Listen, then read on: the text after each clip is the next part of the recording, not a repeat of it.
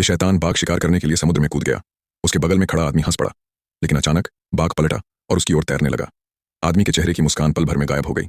वह घबराकर जल्दी से लाइफ बोट में कूद गया। बाघ भी नाव पर चढ़ना चाहता था, लेकिन नाव की फिसलन ने उसे बेबस कर दिया। उसी समय आदमी को नाव में एक कुल्हाड़ी मिल गई। अब बाघ से निपटने का इससे बेहतर मौका नहीं हो सकता था। उसने बाघ पर चिल्लाकर खुद को हिम्मत देने की कोशिश की, लेकिन जब उसकी नजर बाघ की आंखों से मिली तो वो कुछ कर नहीं सका। बाघ की दहाड़ सुनकर लड़का असमंजस में पड़ गया और पूरी रात नाव में ही बैठा रहा। अगली सुबह उसने एक लकड़ी का बेड़ा समुद्र में धकेला और फिर एक लकड़ी की पट्टी सीढ़ी की तरह डाल दी। बाघ के ऊपर चढ़ने से पहले वो खुद बेड़े पर कूद गया, क्योंकि यही तरीका था जिससे वो अपनी सुरक्षा सुनिश्चित कर सकता था। जब बाघ सो रहा था तब लड़के ने सारी रसद नाव से बेड़े में शिफ्ट कर दी। सामान गिनते समय एक बड़ी मछली उसके पैरों के नीचे लगे जाल में फंस गई। लड़के ने झटपट जाल खींच लिया, फिर पास रखी कुल्हाड़ी उठाई और मछली पर वार किया। मछली के शरीर का रंग धीरे धीरे फीका पड़ने लगा और लड़का फूट फूट कर रो पड़ा, क्योंकि यह पहली बार था जब उसने किसी प्राणी की जान ली थी। भगवान से क्षमा मांगते हुए उसने वह मछली उठाई और उसे बाघ को खाने के लिए लाइफ बोट में फेंक दिया। रात होते ही समुद्र में अनगिनत चमकदार जेलीफिश दिखाई देने लगी। श्याओ शुआई इस अद्भुत दृश्य में पूरी तरह खो गया था। तभी अचानक एक विशाल व्हेल समुद्र की सतह पर उभरी। उसके उफान से छोटा सा नाव पल में ही लहरों में बह गया। सारा खाना और पानी समुद्र में गिर गया। अब इस अनंत समुद्र में न खाना था न पानी, बस मौत ही सामने थी। भूखे बाघ ने फिर से अपनी क्रूरता दिखाई। अचानक एक उड़ने वाली मछली लड़के से टकराई और उसे गिरा दिया।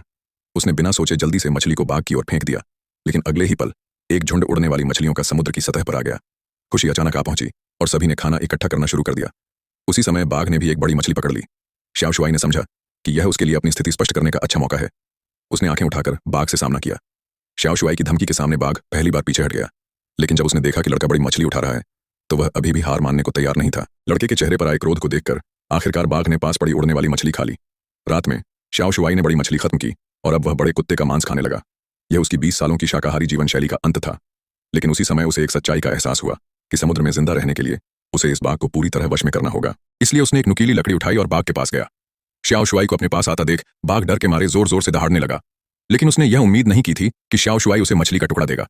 दरअसल श्याओ शुआई चाहता था कि बाघ उसकी अच्छाई को महसूस करे। फिर उसने एक और मछली का टुकड़ा फेंका और धीरे धीरे बाघ को समुद्र में ले आया। आखिरकार श्याओ शुआई की धैर्य और दृढ़ता के आगे बाघ ने हार मान ली और वश में आ गया। आने वाले दिनों में श्याओ शुआई ने अपने लकड़ी के बेड़े पर एक छाया देने वाला कपड़ा लगाया। वह रोज अपनी डायरी लिखा करता था और एक छोटी लकड़ी की छड़ी से शार्क को भगाया करता था।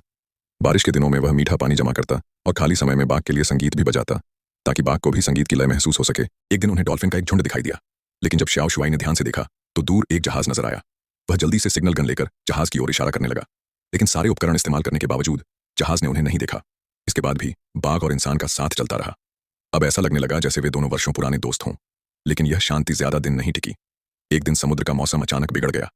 भयंकर तूफान आया। श्याओ शुआई एक लंबी डायरी लिख रहा था जो तेज हवाओं में उड़ गई। बाघ भी तूफान में अस्थिर हो गया। बिजली चमकी और गरजी।